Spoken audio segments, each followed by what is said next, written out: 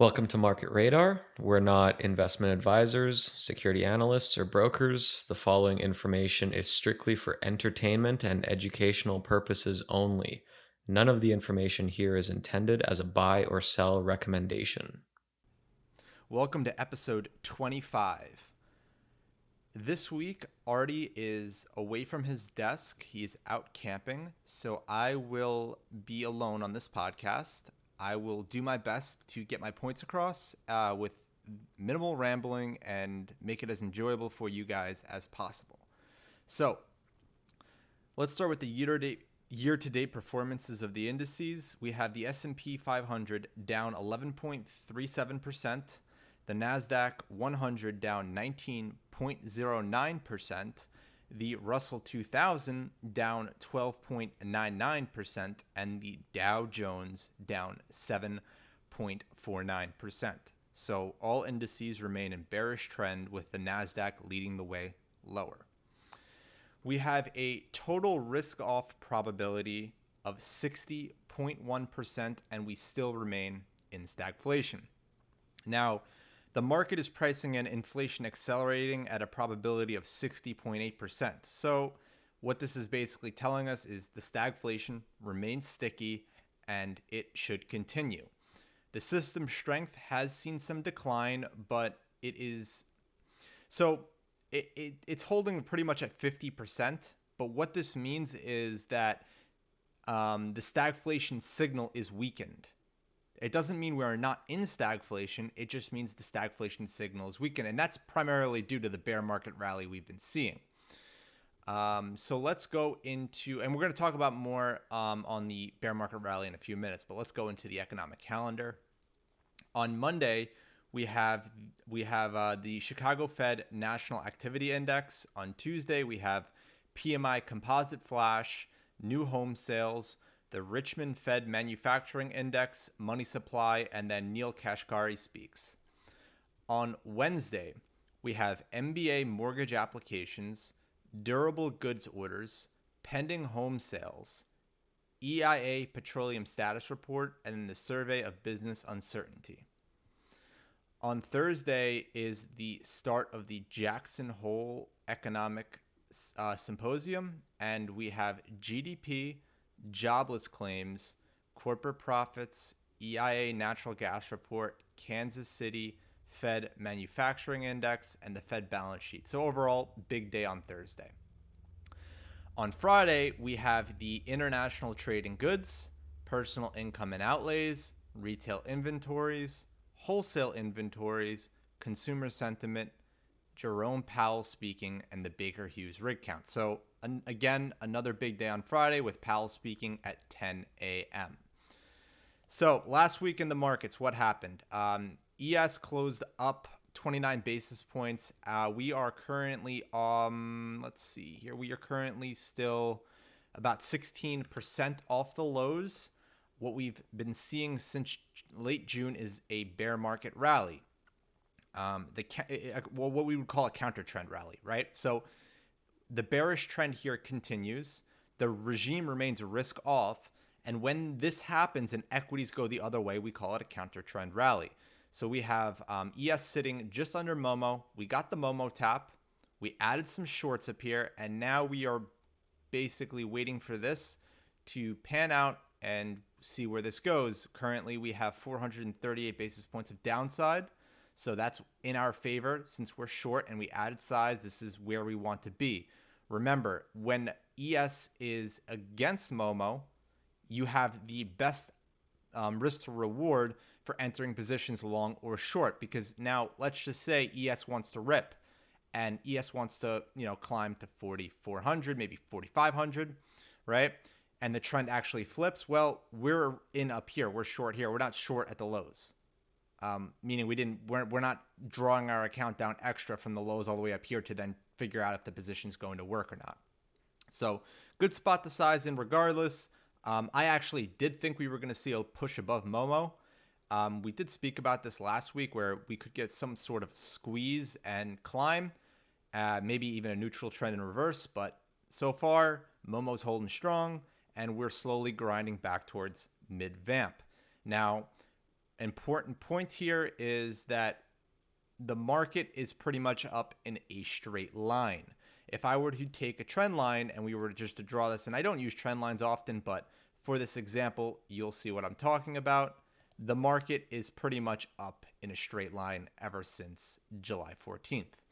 Now, what that means is the longer the market goes up like this, the more pressure you're going to have to the downside when a reversal comes, especially in the speed at which it climbs. So think of it like this. If it rises really, really fast, it can fall even faster. Similar to when a stock, if we were to invert this, right? And you were to look, oh, look at this decline just straight down. Well, there would be a hard squeeze, right? And that's literally what we're looking at right now. The market's pretty much up in a straight line right into Momo. So it's a great spot to put a position on as we did. And we're going to see how this plays out. If there is a pivot, and we do, when I say pivot, I mean a risk pivot, right? So from risk off to risk on. If there is some type of risk on or a risk on pivot, we're pretty much against Momo and we can act quickly. That's the whole point of picking and choosing your entries, especially in a non-directional regime. And why is this regime non-directional? Well, typically stagflation is a precursor to deflation where we would like to get long bonds and even gold, right? Problem is we don't have a direction in bonds. Let's take a look at ZN. ZN has remained bearish all year and is still deeply bearish. So what happened in ZN this week? Well, we have ZN basically down 80 basis points. Sorry for that. And we are headed towards lower vamp. Now, when I say the regimes are non-directional, what I mean is there is no place to go but broad-based short risk. You can't go long yields or long bonds, which would be short yields because yields are obviously still rising. In stagflation, usually what we have is we have the pivot where yields peak out and they go right and they start falling apart, which is what we call then deflation. But obviously you can see based on where inflation is and what's going on with the market, we're in an abnormal regime right now. This is not something the market has seen in a very long time. So a lot of people don't know how to handle this.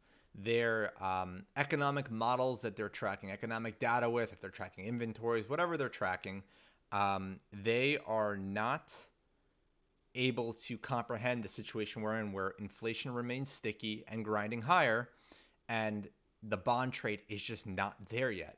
A lot of people are getting burned. A lot of people are calling bonds and, they want to buy TMF. They want to load the lows on this. And obviously we do too. That's, when the bond trade is here, we want to be in this obviously, right? But we don't want to be holding this for multiple, we're off the peak, excuse me here, that we made just the beginning of the month. This is already down roughly 20%.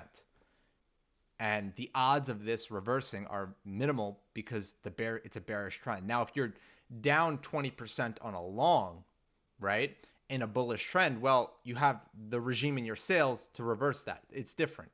And that's not going to be something you're going to really avoid with leveraged funds. 20% swings is not something that you should shy away from, especially when you have the regime in your sales. Over time, you compound. The real way you compound a gains over time is with taking risk. The problem is the differentiation between taking risk in outright and taking risk that's calculated. So most people say, oh, 20% swings are no good because, or 20% drawdown is detrimental because you can't really recover from that. Now, essentially, if you're taking a 20% drawdown in SPY, the amount of time it takes for that to recover is long, right? But then if you take a 20% drawdown in just stocks in general, your recovery time is even longer because usually when the market falls a lot of those stocks that fall with it don't come back as quick, or some may never even come back. So when you're down big, the big concern is, oh, the drawdown, the recovery, the problem. Well, when you're dealing with leverage, most of the time, your drawdowns aren't going to be anywhere near as realized, I should say, as what you might think. Your account can swing 5% in a day, but over the long run, you're looking to compound those gains. And the way you compound exponentially is with leverage. You just have to be calculated about it. So let's go back into what's going on with bonds before we go into the a recap of the week. So bonds are pushing lower, and a lot of people again are trapped in this, thinking that they're using this as a way to fade CPI. This is not how you fade CPI, especially right now. Or I should say, I'm sorry. This can be used to fade CPI, but CPI is not to be faded right now because, again, there is no indication that we're in deflation, which would be a sign that inflation has peaked. Let the market tell you what's going to happen. The market has not told us yet that peak inflation is in. So until that happens, we cannot go long the bond trade. We have to be patient and sit on our hands. So let's go over the important recap of what happened in the past week. We had the New York Empire Manufacturing Index, as of August, come in with a huge miss at negative 31.3. The forecast was for positive 5.5, and the prior figure was positive 11.1. So obviously this is definitely not bullish and a signal that the market is seeing some sort of slowdown. We had building permits as of July come in slightly above estimates at 1.674 million. The forecast was for 1.65 million, and the prior figure was for 1.696 million. So month over month, this is down 1.3%, and year over year, this is up 2.7%. So we're off highs here, but we're not in big contraction territory just yet. So we'll have to see how this pans out in the next figure. So housing starts as of July came in below estimates at 1.446 million. The forecast was for 1.54 million, and the prior figure was for 1.599 million. Month over month, this is down 9.57%. And year over year, this is down 7.43%. So we're definitely starting to see some weaker demand bleed into the housing market here. Industrial production, as of July, came in at 104.81. This was a month over month increase of 60 basis points and a year over year increase of 3.9%. So we're still seeing this hold in rising territory, but the rate of increase has definitely slowed down since earlier this year on a month over month and year over year basis. Retail sales for the on a month over month basis as of July came in below estimates at 0%. The forecast was for an increase of 10 basis points, and the prior figure was an increase of 80 basis points. This has declined in almost every report this year, and now we're teetering on the line of negative territory.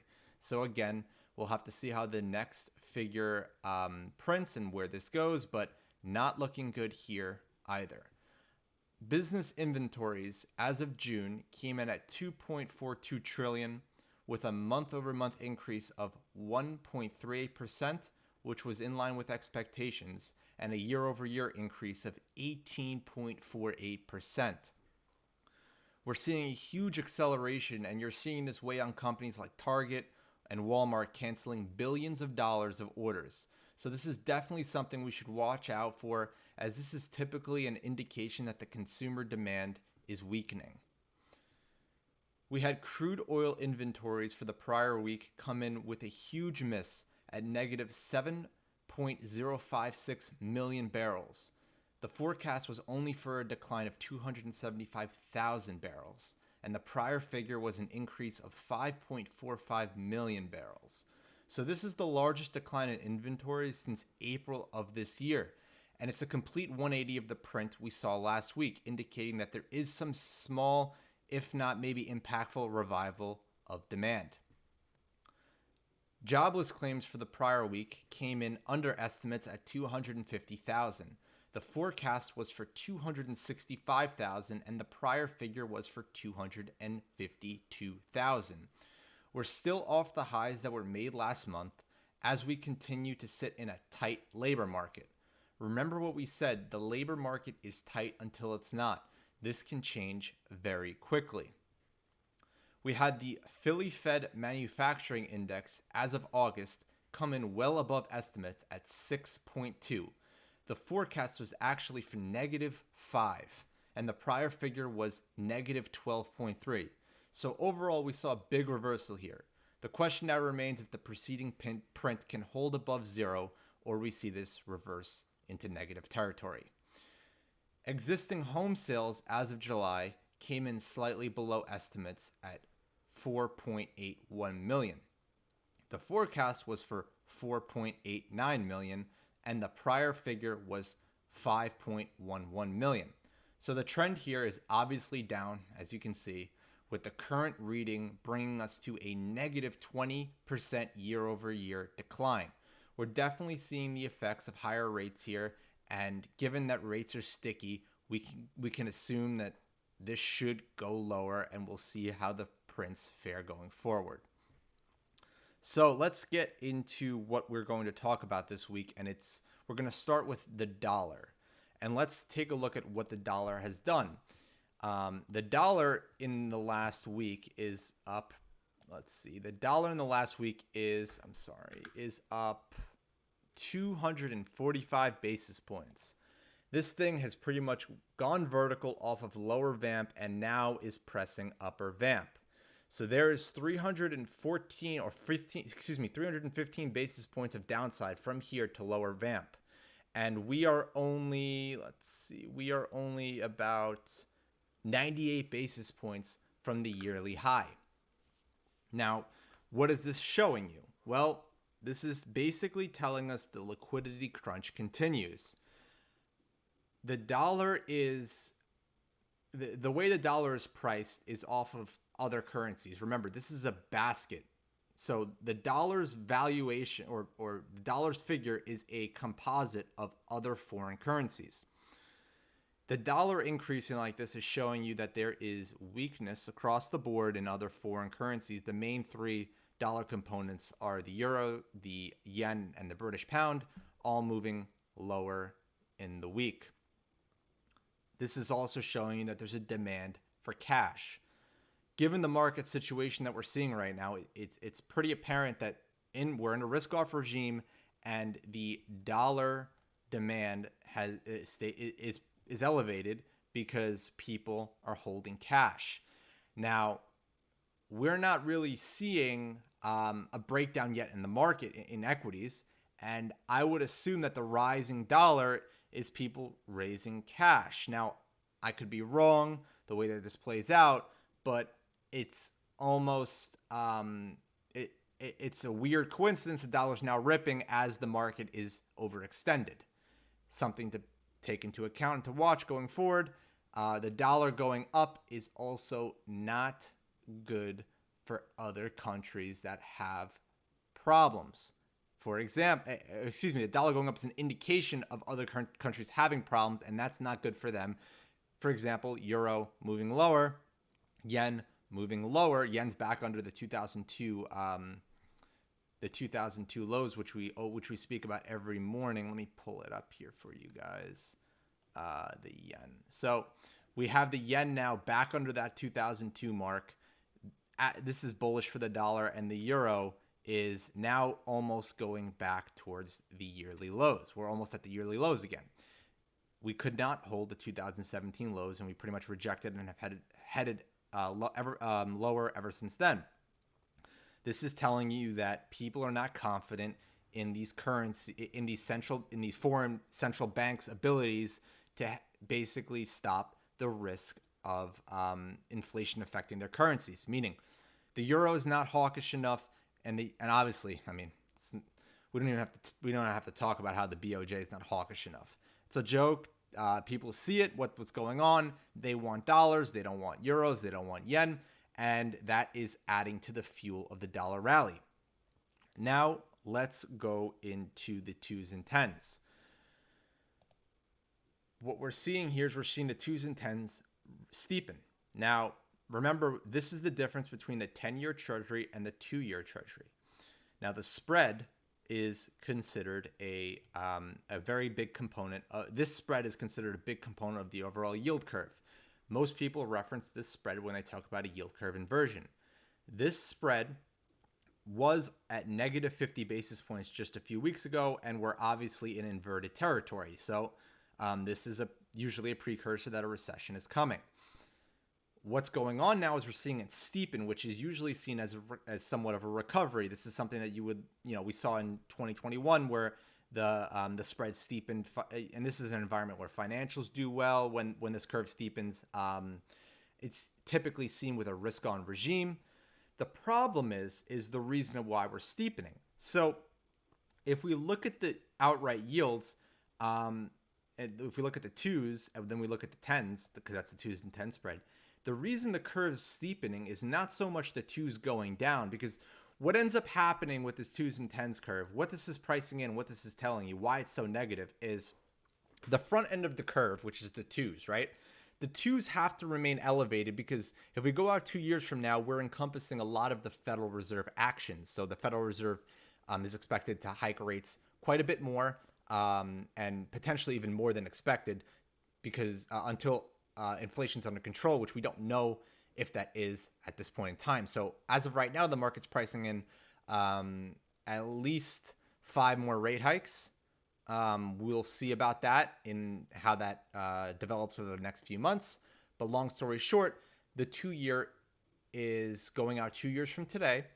So 2 years from today, we have at least 5 rate hikes being priced in the next 12 months. And then following, it's a little more unpredictable. Obviously, the longer you go out, the harder it is to predict things, or at least the market, right? Because again, we're not predicting these things. The market is. The market's predicting there's X amount of rate hikes in the following 12 months, and we still aren't seeing a full, solid 100% chance of a rate cut. So that's something we'll talk about later. But long story short, the 2-year is encompassing a lot of that Fed action, where the 10-year has more of the ability to mean revert. It's a lot longer in duration.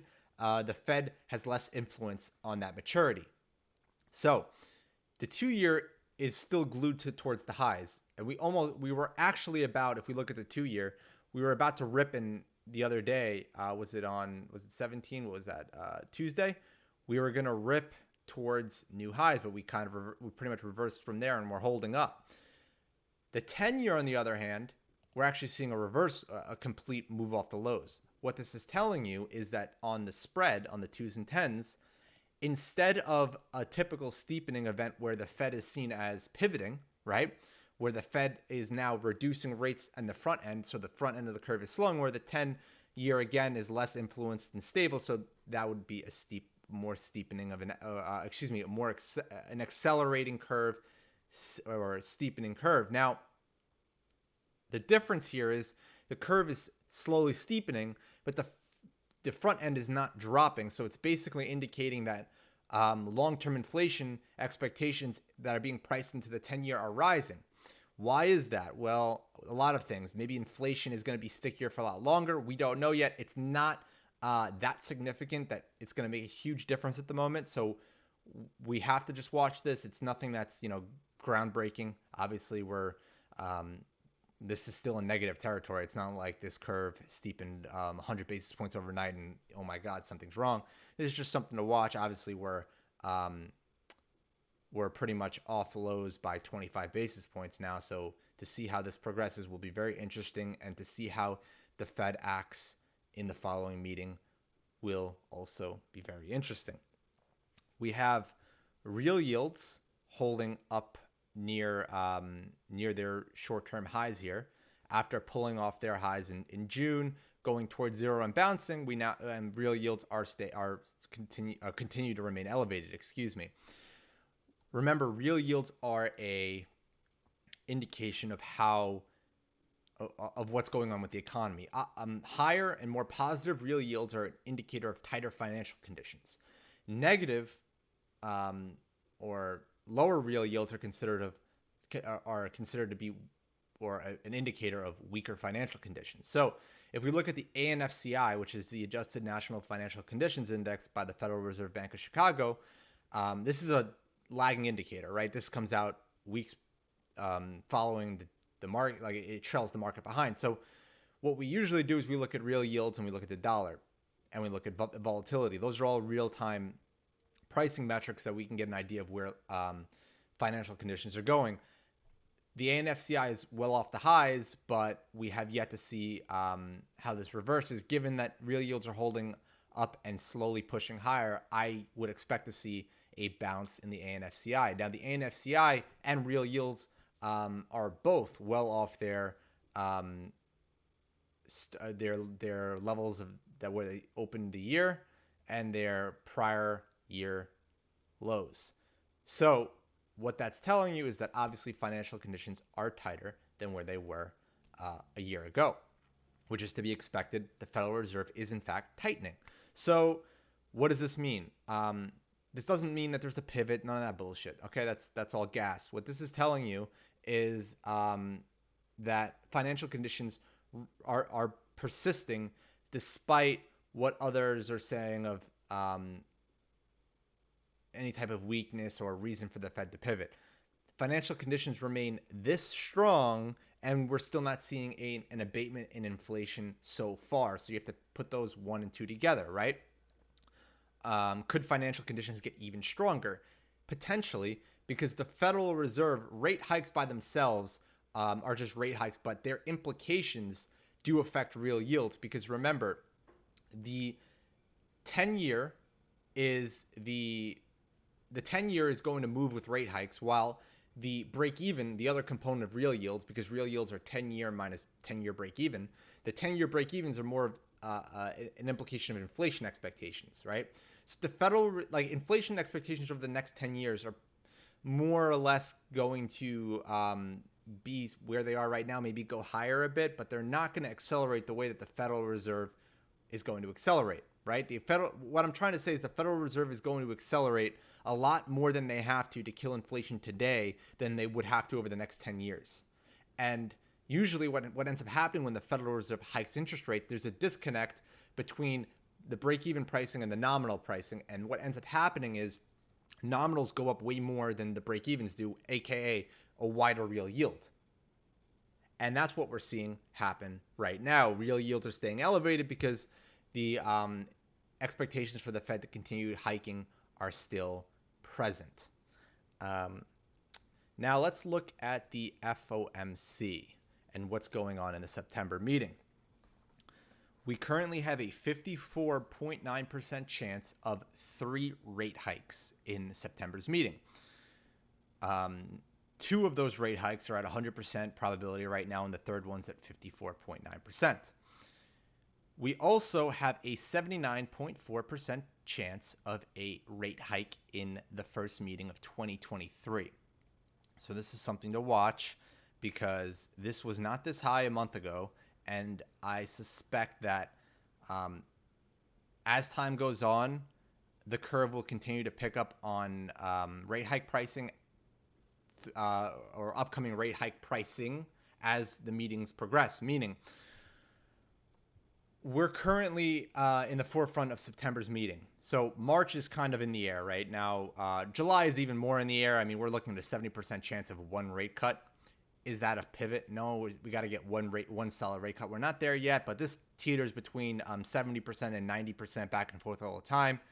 I'm thinking that what's going on here is people are unsure if the economy is going to fall apart or inflation is going to remain sticky. So we're getting this seesaw action where what ends up happening is we're seeing the front end remain somewhat solid, but over anything pretty much in 2023 is pivoting from, if I were to draw a seesaw, it's tilting down this way and then up this way and then down this way and up this way. So it's pretty much, think of there being a seesaw here going back and forth. As time progresses, I suspect that this will stabilize and even itself out. And we see where inflation is headed.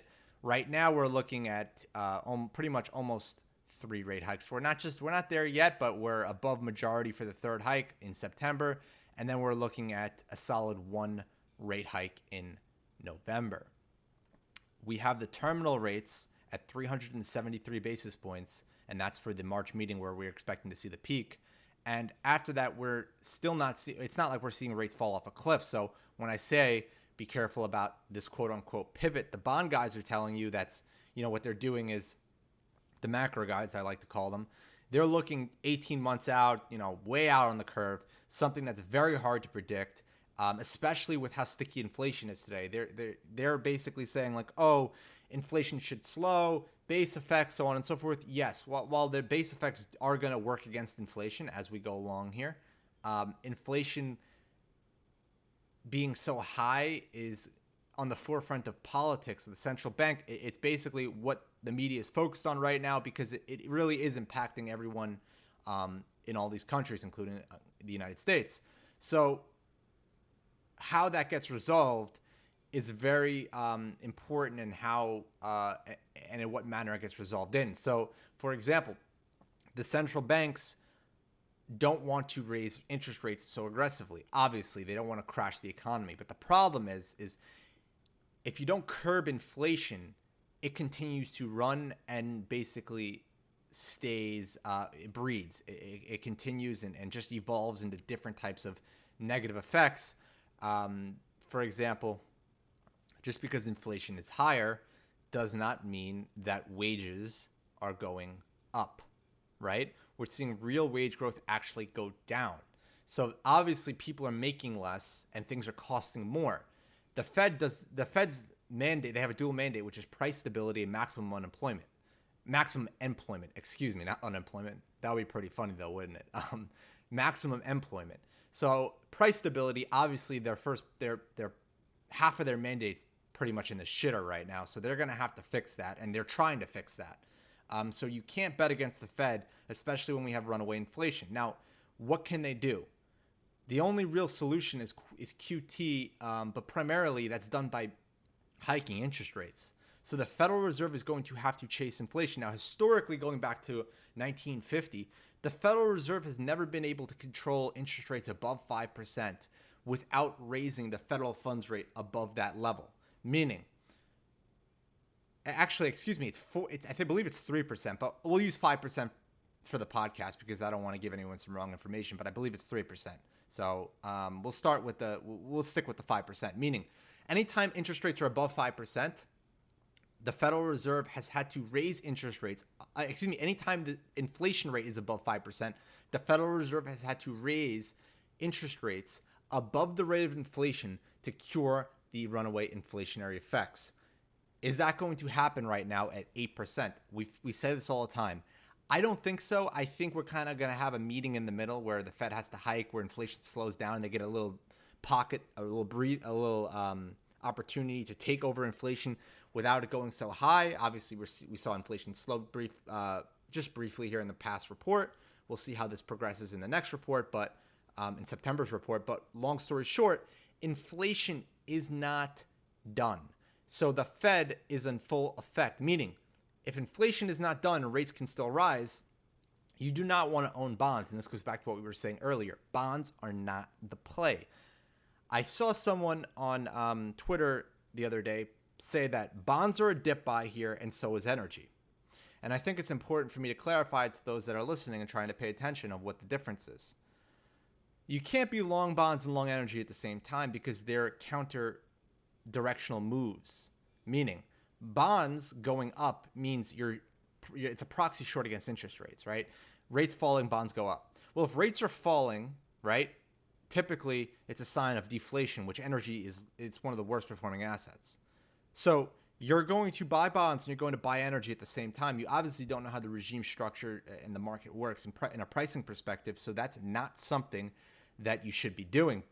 Unfortunately, that person's going to do as they please. But if you're seeing people, macro guys saying, "Oh, bonds are a buy and so is energy," that's the number one red flag that they don't actually have any idea of what they're talking about, and they probably should not be talking in the first place. It is the dumbest thing I've heard so far this month, and maybe we'll start that. Maybe we'll start the dumbest things I hear every month about macro, but that's the dumbest thing I've heard in the last month is to be long bonds and long energy at the same time. And I wanted to talk about, we haven't spoken about this before, but I wanted to bring up the fear and greed index, and this is something we'll talk about with SPY quickly. So for those that don't know, this is a money manager survey that's done, I believe, every day. And this is of the of how money managers are seeing what's going on in the market. And it's also a composite of a bunch of different components or indicators that are listed below. If it's market momentum, price strength, price breadth, puts and calls, and market volatility, and some bond demand. Now, I am not a fan of this. I don't think that this is somewhat this is as a reliable indicator, obviously, as a system, because the system is way more complex than 7 indicators and some opinions. But this is something that everyone knows. Everyone talks about this. Everyone uses it, or everyone has looked at this or knows of this. And if you don't, you could just type in CNN fear and greed into Google, and it's probably the first thing that comes up. We are at 51, so we're at neutral. And the interesting part about this is we are at neutral with the market extended. If I were to show you guys the timeline of what's going on here, we are now up to where we saw the fear and greed index back in April and in January, late December, early January. So what I'm basically telling you is we are back at the same points we were in April, meaning that the fear and greed index is quite overextended even at neutral. Okay. And given that we're overextended here at neutral, it's something to pay attention to, just an outside point of view. Okay, this is overextended or at its prior peak. The market's also overextended. So odds of reversal, again, just with an outside point, remain high. It's not something we hold a lot of weight to, but I know some of you guys listening probably look at this a lot every day or at least once a week. And I just wanted to make you guys aware that this is overextended along with the market. So while this might say neutral, and you might say, oh, the market can run so much more, it's not even at extreme greed or high greed, just remember where we were prior in the year. This has not really excelled much past where we are right now. So this is something to watch and say, okay, we are stretched here. Odds are that this does see some downside. And as we can see with DDAP, obviously, we are weighted to the downside or positioned for the downside because of all of the market conditions and index conditions that tell us that downside risk is more prevalent. So let's also talk about Bitcoin. We haven't spoken about this in a few weeks, but on podcast, but this is pretty much in the shitter. We saw this thing plunge 10% on Friday. This is down well over. Let's see here. I don't like guessing percentages for you guys because why guess it when I can just draw it in. This is down almost 70% from its all-time high that it made back in November. We have flipped bearish trend in December, and this has pretty much shit the bed ever since then. This is a highly correlated risk asset. This is not, first off, this is not the second coming of the US dollar. This is not inflation protection. Okay. This is destruction. This is risk off destruction. This thing plows in risk on regimes. Now, there's a difference between a CPI hedge and an inflationary regime hedge. And I'll explain. In an inflationary regime, risk on, this is beautiful. This does really well, right? And when you hear people say an inflation hedge, they're talking about when they've seen inflation being priced into the market. Typically, over the past 5-10 years, it's been in risk on regimes. Remember, in stagflation, inflation is accelerating, but growth is decelerating. And this is the stickiest stagflation this market has seen in many years. So most people are like the bond guys, the macro guys, they don't understand the landscape that they're sitting in. Meaning, inflation is so sticky to the point that it is very problematic for things that would normally work in an inflationary environment. For example, Bitcoin, right? Bitcoin. And typically what would happen is in this stagflationary regime, Bitcoin would do moderate, right? It wouldn't be down as much as it is right now, and you would get the deflation pivot where Bitcoin usually shits the bed. Problem is we are in such an aggressive and sticky regime that abnormal things are happening. Think about it, we're way left field. This is not something many have not even seen an environment like this. For example, I was not alive when this stagflationary regime happened or when the prior stagflationary regime happened in the late 70s. Many people were not looking at the markets back then. We don't have a lot of data from back then to really break down how this is so similar. Real yields didn't exist back then. The liquidity was a lot lower back then. A lot of things have changed since then, but the thing that hasn't changed is the fact that we do have runaway inflation, right? So runaway inflation is not something we've seen since then. Now, a lot of people don't know how to handle that. They see, oh, inflation is up, things should do really well. Like, again, Bitcoin, we should be getting a peak in inflation at some point. So the bond guys are thinking, that's what the bond guys are thinking. Oh, inflation's up so much, it's going to revert. Let's buy bonds, quote unquote. I'm going to fade CPI, which, the fact that you even say that is questioning your ability in the macro space, how you're going to try and fade CPI when CPI is nowhere near under control, even from a market pricing perspective. But I'll let you do you. You can unfuck yourself if you get fucked. It's not my problem. Again, Bitcoin, something that's being something that is being is a complete left field. Things getting smoked. People don't understand why. They think that every time this thing moves up a few points, a few percent, call it 10%, the bottom's in, stack my sats, and they end up getting cornhole just a few weeks later. So this is not something that you want to be fucking around with until the risk on regime is here. We congregate a lot of our risk, or basically allocate, I should say, a lot of our risk in leverage positions in proper regimes. So we're not really going to long Bitcoin with much size. I mean, we have a crypto account, or both of us, Artie and I, have crypto accounts. We'll buy some crypto, but it's not something that, we've made a lot of money over time on. The exponential gains are there in a short period of time, but so are the losses. People are down big. Those that chase 60,000 plus are now getting snaked. And this is not something that we see turning around anytime soon. If there's a risk pivot, obviously it's going to turn around, but we don't see a risk on pivot in sight at the moment. So stay away from Bitcoin. It'll chop, it'll sit sideways, it could shit the bed even more. We're patiently waiting for the pivot. I think that's where we're going to cut off this podcast, or close up this podcast for the week. If you have any questions, feel free to reach out to us in our Discord. The link to our Discord can be found at www.market-radar.com. You could tweet us directly at The Market Radar. So our Twitter handle is at The Market Radar. If you have any questions, feel free to come in, talk to us. We're open. We love to teach. We love to talk. This is what we do. And I hope to see you guys. I hope you guys come back and check in next week. Thank you so much.